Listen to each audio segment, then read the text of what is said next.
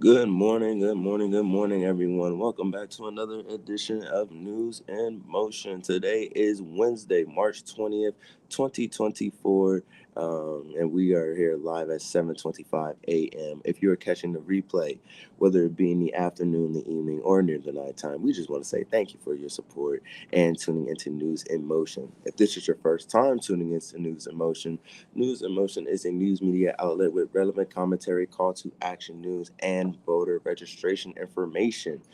We can be found on LinkedIn, YouTube, or any audio or podcast platforms. Today we have Wednesday Wisdom and Workshop. Tried to say that 5 times fast. Or just Wednesday Wisdom, from what I'm hearing. But if you are ready for Wednesday Wisdom, let us know in the chat. If you are ready for Wednesday Wisdom. I see you, Miss Deborah Johnson, tuning in through YouTube. Good morning to you. Good morning, Miss Regina Shorts. And good morning to you, Miss Kim Edmondson. Happy Hump Day, everyone. Happy Hump Day.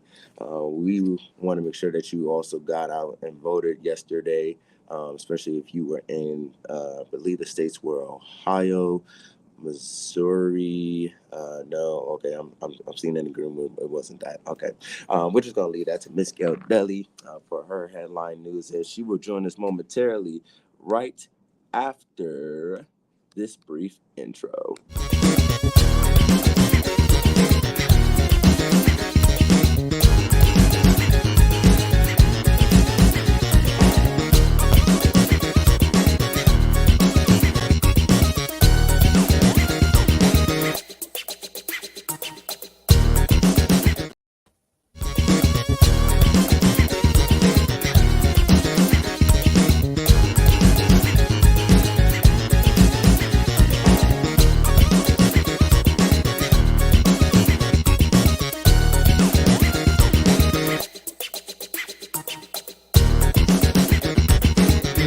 Motion.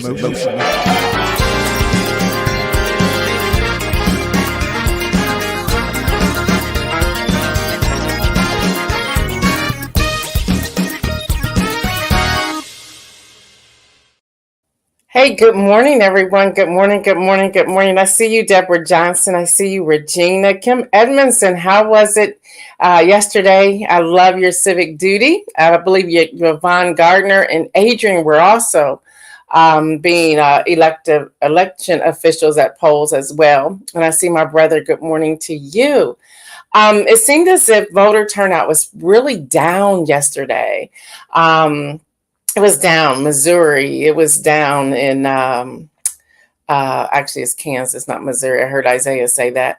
It was down in Florida. It was down in Illinois. It was down yesterday. It was down even in Ohio. I see you, Shirley Nicholson. Had a great experience working the polls yesterday. Yay! Civic duty. I love it. I see you, Pastor Alex Williams, as well. So good morning to all of you. But yes, it was down. It was down. Real quick, though, when I was going through some of the results yesterday, I pulled out both Florida and Ohio. And I want y'all to hear this. This was at 10:45 p.m. on yesterday in Florida. Donald J. Trump, of course, he won that, but he had 876,835. But pay attention, y'all. Nikki Haley had 153,083, and she suspended her campaign. And then Ron DeSantis had 42,182. So y'all, roughly about 200,000 people voted against Donald Trump. I just want y'all to pay attention to that. In Ohio, this was around 10:46 p.m. Donald Trump had 841,548. Nikki Haley had 151,201 votes. Ron DeSantis had 35,672 votes. And Chris Christie had 18,574 votes. So the same there as well. So you got about 200,000 voted against Donald Trump. And in Ohio, as well as in Florida, that's with numbers being low. The voter turnout, extremely low. I see you, Dr. Antoinette. Pastor Alex said only Republicans voted yesterday in Florida. Marion Jackson said, good morning to you.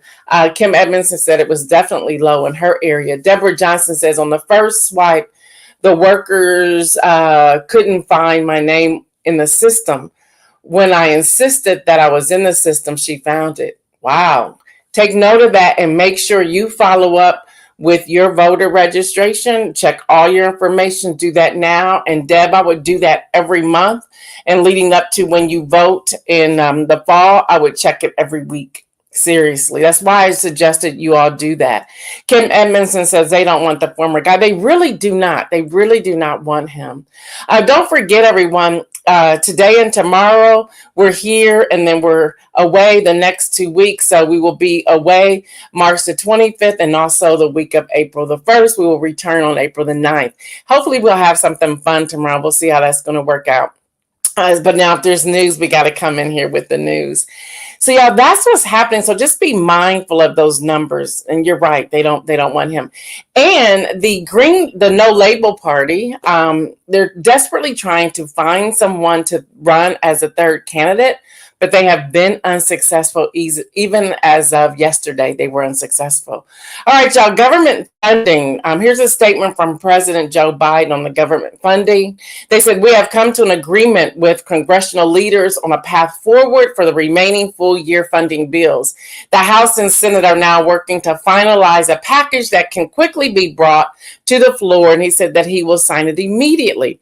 But I want y'all to pay attention to something I thought was very interesting. This is CBS News reporting. Now, negotiators in Congress have reached an agreement with the White House on funding for the Department of Homeland Security. Now, y'all hear that, right? Homeland Security. Congressional leaders announced on yesterday finalizing talks on the broader funding package as a shutdown deadline nears. Now, remember, they've been doing this a week here, a couple weeks there. Now, this should take us to the end of the year. Now, this is what Speaker Mike Johnson had to say in a statement. He said an agreement has been reached for the Department of Homeland Security. Pay attention. Appropriations, because that was the holdup, which will allow completion of the fiscal year 24 appropriations process. He goes on to say in his quote, House and Senate committees have begun drafting the bill text to be prepared for release and consideration by the full House and Senate as soon as possible. Can y'all just rewind like just 3 weeks ago? Wasn't it the House and the congressional leaders in the House who impeached the Department of Homeland Security Secretary? Y'all remember that? So now why are you giving all this money? That's just a question. This is politics, y'all. And I want us to pay attention and to continue to connect the dots as if no one's going to remember. But it was the Department of Homeland Security who kept pressing this appropriation bill to get the funding needed for the border. Yeah, Kim Edmondson, what's really going on? I see you, Deborah Sneed. I see you. Good morning to you. So y'all, we have to pay attention to how all of this is unfolding, because even with that being said, we have Texas. I got to get to Texas. I'm like now changing my notes. We got to get to Texas. So, we're just going to follow the story. AP reporting, a direct quote written by Lindsay Whitehurst of the Associated Press. She talks about a divided Supreme Court on Tuesday allowed Texas to begin enforcing a law that gives police broad powers to arrest migrants suspected of crossing the borders illegally, while legal battle over the measure continues to play out. She talked about the conservative majority. She talked about this Homeland Security. She talked about the impeachment. Like all of this is out there, right? So then Governor Greg Abbott of Texas praised the order. Okay, y'all just follow me because I ain't done, because it's like late in the midnight hour or something changed. So hold on. The high courts did not address whether the law was constitutional. So wait a minute. You gave them authority to just randomly arrest people. That's really called profiling. And you did not address whether the law was constitutional. Well, aren't you the U.S. Justices of the Supreme Court? Why aren't you having that conversation about if this law is constitutional? So y'all just out there going to arrest people just because you assume that they crossed illegally. Hold on, stay with me. Stay with me. By the way, y'all, I changed the name of our Wednesdays. I'm calling it What to Know Wednesdays. That will include wisdom as well as workshops. So What to Know Wednesdays. So listen, so I want y'all to critical thinking. She goes on to say the High Court didn't address whether the law is constitutional. The measure now goes back to an appellate court. The majority did not write. Now get this, even with that, the majority did not write a detailed opinion in the case as it is typically in an emergency appeal. Wait, how did y'all just arrive at this? With knowing that people's lives, their livelihood, let's say that they are here legally and they have jobs, they now have been arrested, and that's going to be on their file. Is this okay? Talk to me this morning. But the decision to let the law go into effect drew dissent from, of course, the liberal justices, Ketanji Brown Jackson, Keegan, and Sotomayor. They're like, what are you doing? They're raising the questions. Where the conservative justices are like, nah, we're going to let them go. Although this law may not even be constitutional. What? Good morning, Judy Neal. So the opponents say the law known as Senate Bill 4 is the most dramatic attempt by the state to police immigration since the Arizona law more than a decade ago. Yeah. So again, y'all, when something is set precedent at someplace else, it happens. I tell y'all this all the time. So then there was a statement by the White House. Press secretary came out and said, we fundamentally disagree with the Supreme Court's order allowing Texas harmful and unconstitutional law to go into effect. Senate Bill 4 will not only make communities in Texas less safe, it will also burden law enforcement and sow chaos and confusion at the southern border. Senate Bill 4 is just another example of Republicans officials politicizing the border while blocking real solutions. That was the statement from the White House. So you have the Supreme Court. They're saying we can't even say this law is constitutional, but you are the U.S. Supreme Court. You're going to put out a law that's not constitutional, make it make sense. So you're just going to allow people in Texas to arrest people. That means you're profiling without even knowing anything. So everybody was in an uproar. Lori, I see you, Dr. Kim Carter. Lori says, so they just going to do what they feel like doing at the moment. That's pretty much it. But y'all, then, this song came to my mind, Kim Edmondson. I can't sing, but you'll know what the choir sings late in the midnight hour. God's going to turn it around. It's going to work in your favor. It happened at 12:41 a.m.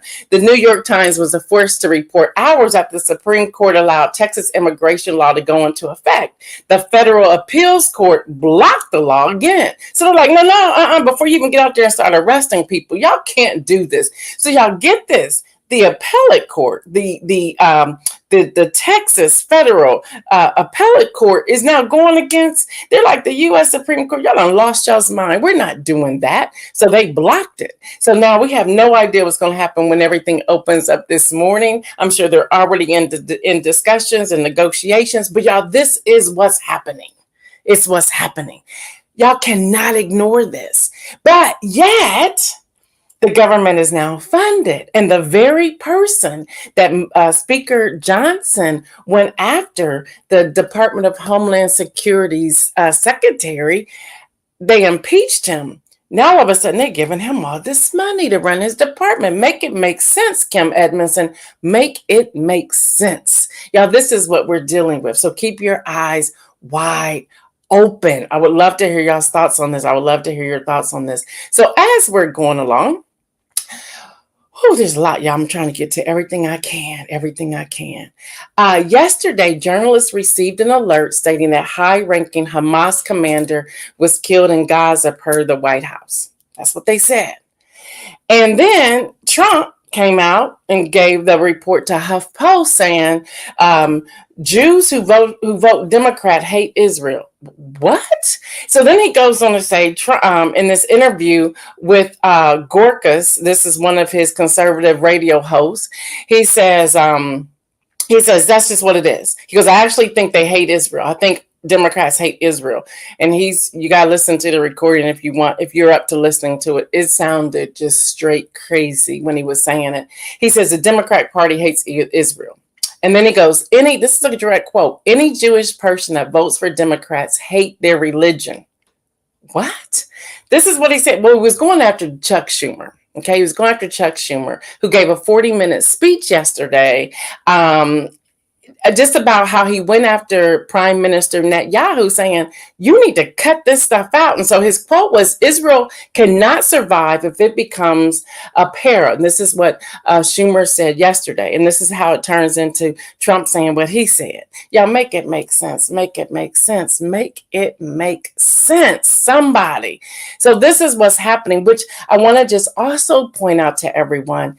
If this is the rhetoric that the former guy is saying, you should know his relationship with Prime Minister Netanyahu. And those of you who are out here protesting, be mindful of this as you're telling everybody not to vote for one person and to vote for the former guy, thinking that he would have done anything different, because he would not have done that. Dr. Antoinette says, so people are going to have to carry their freedom papers because they will deport citizens. Listen, it's crazy. It is crazy. I want to play this video again because of yesterday. Now, turnout was low yesterday. But with all of this that's happening, the division is happening. People are becoming divided. People are becoming frustrated. There's now people responding back and forth, and this hate speech is starting to rise up again. And already, even this is even going back to Super Tuesday. Super Tuesday, elected officials have said they're not returning for the November 5th election.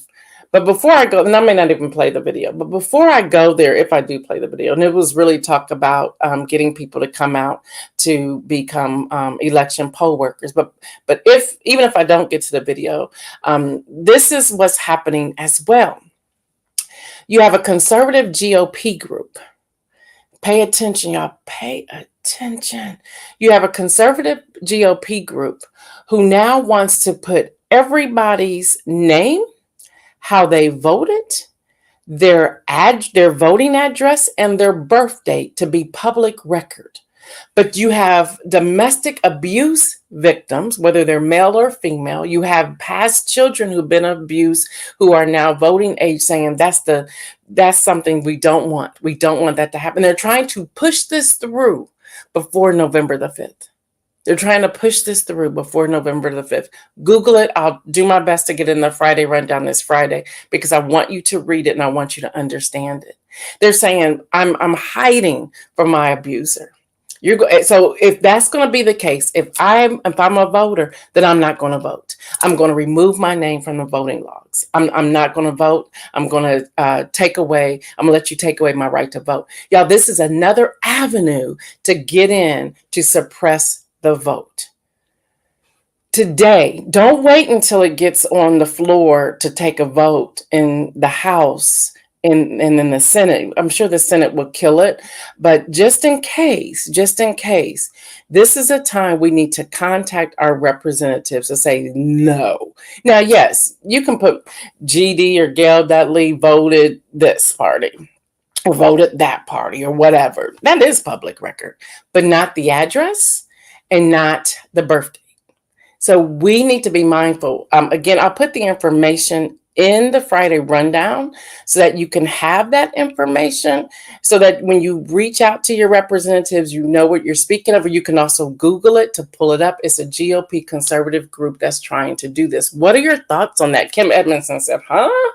So that is happening, y'all. There's so much happening. And I want us to have a greater understanding so that we know how to protest and to fight back and to have these conversations that we need to have. So yes, Isaiah, if you would go ahead and play that video, because they're needing some election poll workers. Ready to help America vote? Working the polls on Election Day is a great way to strengthen our democracy right in your own community. Poll workers set up polling places, check in voters, and answer questions, and show us how to use voting machines. It's important. Any voter can file an application to become a poll worker, and most poll workers get paid. Because right now, America needs more election workers to volunteer. Learn more at helpamericavote.gov. So you can also go to powerthepolls.org/news in motion to do it as well. Dr. Kim Curtis says, and that's another breeding ground for fraudulent activities. You're absolutely correct. Yeah, there's a lot that's going on. Yesterday, Mr. Peter Navarro, a former White House trade advisor who helped engineer Donald Trump's plan to stay in power after his 2020 defeat, he was sentenced to 4 months in prison. In the January contempt. I told you already about what's happening. Yeah, just there's so much news that I want us to know and understand. Yeah, another great piece came out yesterday, and we're not talking about it. So we're going to talk about it here on News in Motion. And that is a statement from President Joe Biden on record decrease in crime in 2023. I fact-checked this. This is true, but nobody wants to talk about it. It says across America, families want the same thing, the freedom to feel safe in their community, to know their kids are secure. My administration is making it a reality. This week, the FBI, and I went and I checked out the report, released data showing that crime declined across nearly every category in 2023. Last year, we also had one of the lowest rates of all violent crime in more than 50 years, and the murder rate saw the sharpest decrease in history. And then he goes on to say, that's good news. He talks about some different things they're going to do to keep this going. Now, I did fact check this, and even in the FBI report, it showed how the agents wasn't political in any way, shape, or form, but it showed how there was a nonpartisan FBI report in their findings. Now, if you notice, there's a lot of conversation about the National Guard in New York in the subway station. You're like, how can he say that? Because here's crime. Look at this. That's one area that something's happening. No, that is not good at all, but it's still decreased overall. Yeah, this is where we have to shift our mindset and think differently about things that are happening and how they are happening. So y'all stay on top of these different things. The other thing, and I probably will go over this more tomorrow, but the fact sheet on to double down on plan to lower housing costs and increase housing supply for American families. And this is dealing also with food insecurity and homelessness. Y'all, it's huge. So much is being done. And these are, to some degree, nonpartisan things that are happening, and which says if we would just unify and come together, the difference we can make as a whole would be significant. It will be huge. Now, we want to talk about rates, and Chairman Powell's coming out today at 2 p.m. So if you're into investment, trading, or anything like that, the boards will probably be read until after he talks. But pay attention to this, because Financial Times is reporting that Japan's central bank raises interest rates for the first time since 2007. The Bank of Japan decided to raise interest rates to 0.1% in a closely watched decision on yesterday. The country's loose monetary policy had previously consisted of negative interest rates for 8 years to avoid an economic slowdown. Now, that's just very interesting, because today, that announcement came out yesterday, and today, U.S. Chairman Powell report on rates at 2 p.m. Eastern Time. The Federal Reserve has already begun their 2-day policy meeting as of yesterday, with investors focused on what officials will say and if they're going to cut rates. And no one thinks that that's going to happen. So y'all pay attention. All these dots connect. By now, y'all should see when I put this together, all of these dots are connecting. They're all connecting. Just to lighten things just a little bit, y'all, it's time time. And this, I'm telling you, they excite me. I don't know if Shirley's still on here or not, but they excited me more than the men last year. I told you about the NCAA men kicking off yesterday. Well, y'all, the women's tournament kicks off tonight with the first 4 matchups. So I can't wait to see how all that's going to unfold, and if there's going to be any brawls on the court like it was a couple of weeks ago or last week, whenever that happened. Y'all, also ESPN. Isn't this interesting timing? They announced on yesterday that there's a $7.8 billion, that's what the B deal, to maintain broadcasting rights for the college football playoffs through 2031. So that's interesting. Now, y'all, just for the heck of it, I have a reason for sharing this particular story. So just hang out with me just for a moment. Associated Press reports that Princess Awell, Kate, Catherine, and husband Prince William have been reportedly filmed. You know, people are tracking them down because everybody wants to see her at a farm shop near their Windsor home. The first footage of the 42-year-old princess since she had abdominal surgery. Now, the reason I'm sharing this story, did people force her to come out? Was she well enough to come out? Why do we care? And did this woman risk her life to come out to be seen so people could leave her alone? Yeah, we have to be careful of the things we're saying and the pressure we're putting on other people. But on the flip side of that, I'm speaking to all of us. Stop allowing people to pressure us to do something if we're not ready. If we're not ready. So I just wanted to share that because that's just a lot. And all of a sudden she appears in the video that I saw yesterday from the Associated Press. She doesn't look well. It's like she got up, got makeup on to get out. And no different than when she had her children. The next day she's standing out there with the smile on, all made up. And she was saying she didn't feel well. We have to stop pressing people and pushing people to do things that they're not interested in doing. And some of their conversation has been, well, the queen had cancer and she still hung out on the balcony and waved at people. Okay, that was her. But that was day of the old, not the new. We got to allow people time to heal. Now, I just need somebody to repeat after me. I don't know why, Kim Edmondson, but I'm into awe. Davia says she didn't look like herself. She did not. She looked so ill. Let's pause here for a moment. Thank you, Davia, for breaking, because I wasn't done. I need to go back here for just a moment. When I saw that and I read that, I said, wow, how often do we remain ill because we push ourselves to do something that we shouldn't do? I have a friend of mine who was talking about how sometimes her coworkers and people in the office, they push themselves to come back after they've been ill and they haven't taken the time to heal themselves. And it's like, we have to pause. And the other thing is, y'all, we have to stop putting pressure on other people. Seriously. So it's out there talking about she's missing. It's out there talking about what they do to her in the castle, all types of things. First of all, she doesn't live in a castle. She lives in a home. She's not in Buckingham Palace. So we have to be mindful of those things. Girl, that picture that you have up here, Davia, is the bomb.com. But y'all, we really have to be mindful of that. So somebody repeat after me. Kim Edmondson, I'm still in the songs. I think I'm just singing choir songs today. Somebody repeat after me. Pressed down, shaken together, and running over. Y'all, the philanthropist, MacKenzie Scott, y'all, she been donating some money. She announces donations of $640 million to 361 nonprofits. That's how many people she's putting out there and how many organizations she's giving money to. So I thought that was really cool that she did that.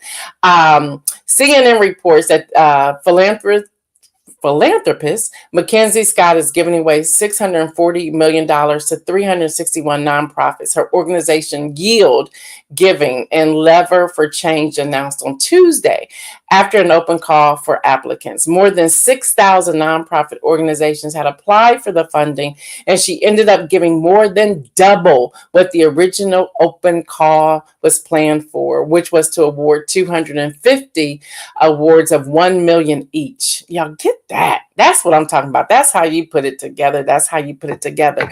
So now I want to get to the inspirational message before we get out of here.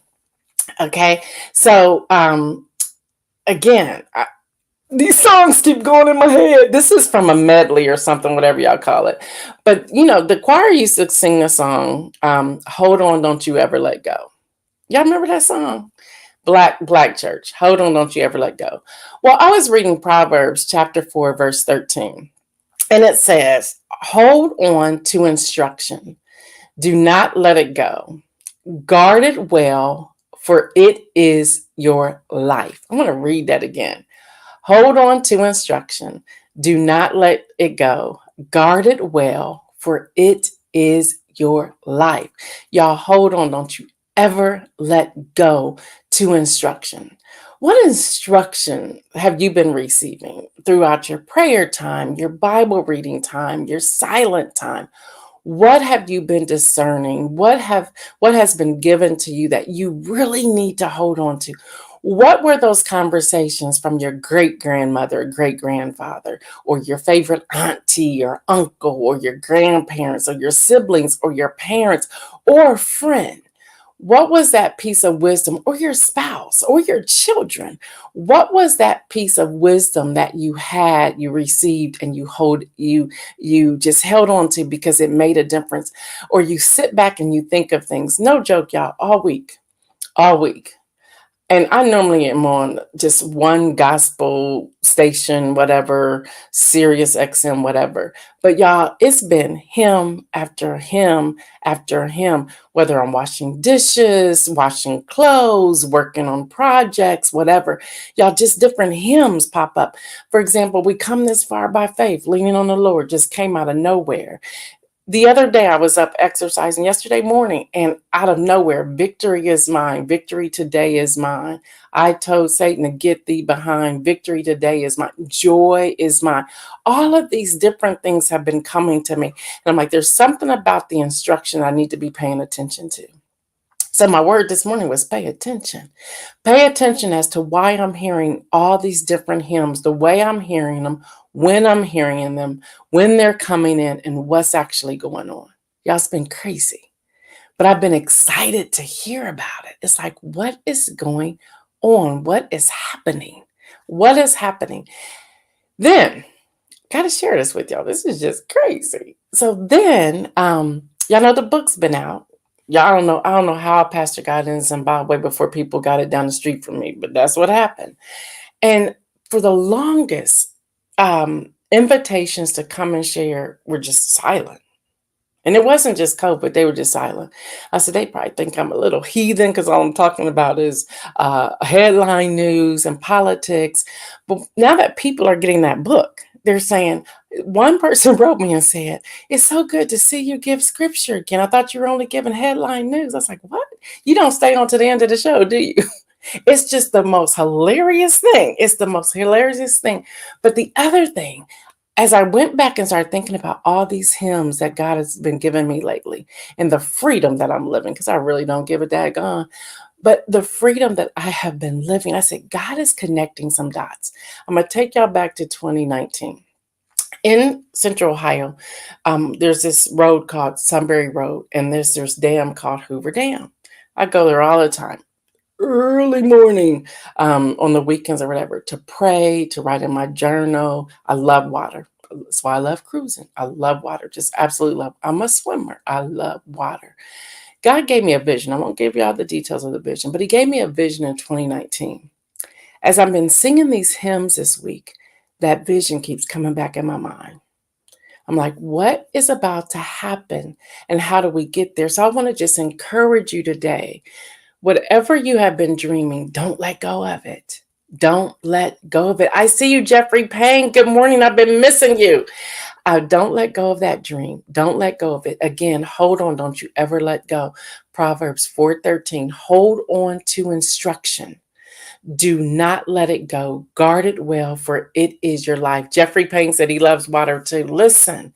Yes, Lori Wallace, pay attention. Yes, Pastor Alex, it's for freedom's sake that Christ has set you free. Listen, y'all, hold on. Those visions you have been seeing, those dreams that are coming back up, those songs that are coming back up, don't ignore them. It is a message to you. And y'all, don't go to run somebody and say, can you interpret this dream or this message? Don't do that. Please don't do that. Because they'll have you going down some rabbit hole you don't need to go down. Just be patient, be still, and wait on the Lord. Be of good courage. for he will direct your path. Seriously, y'all. Seriously. I don't know what's happening, but it's huge. It's huge. And some of the people who've been calling me, I'm sitting back saying, so what? You just thought I did what? But y'all, here's the truth. And this is what people are doing. So just imagine this for a moment. Then we'll get out of here. I promise y'all. I just want to connect these dots. Just imagine if I would have allowed people to get me to stop doing news because they're like, oh no, you're a preacher, you're a pastor, you're ordained, you're licensed, you're supposed to stay here. Well, y'all, politics is all throughout the Bible. Seriously. And you have to connect the dots. I see you, Shardini, you have to connect the dots. But I stayed the course. Still had the inspirational message, was never letting that go, never compromise my beliefs or who I follow, which is Jesus. Never compromise that. But I stayed the course. The book took a turn. The book returned. We finally got it out. People are reading it. Y'all just don't know how to read one devotional a day, do y'all? Y'all are reading like somebody told me the other day they halfway through. I said, then you didn't take any notes, did you? And they're like, but Gail, it's that good. Just they said the way you came out. And I think I told you all this before. I'll repeat it again. There's some things that we didn't catch, and some things Kathy and I say we're going to leave it like that. And that is where I'll say something like, as I shared with you yesterday on News in Motion. And they're like, we're like having a conversation across the table because we left some of that in there to make it personal. And people say they enjoy my books, that it's almost as if we're having a conversation across the table. So some of those things we did leave in there. It's not a mistake. We truly left it in there. After seeing it, I was like, I'll just leave it in there. So you can feel as if you're a part of the community. But all of that wrapped in together. Now, people are saying, I see the connection of faith and politics. I see that connection. I see that we can't separate it. And I'm glad to see we have somebody on the other side giving us the same dose of information, but not as radical as the left. It's more like it's moderate. It's in the middle. It's a balance in its teaching. And today, people are needing that. Where I was ready to throw in the towel, look how it's come all the way back around. So I want to say to you, my brothers and sisters, this morning, hold on. Don't you ever let go. Hold on to instruction. Do not let it go. Guard it well. And I love this ending of Proverbs 4:13. For it is your life. All right, y'all, until tomorrow, I am Gail Dudley. This has been News in Motion. Thank you so much for hanging out with me. Y'all know what I say. Stay well, everyone. And remember, make some bold moves. We're out.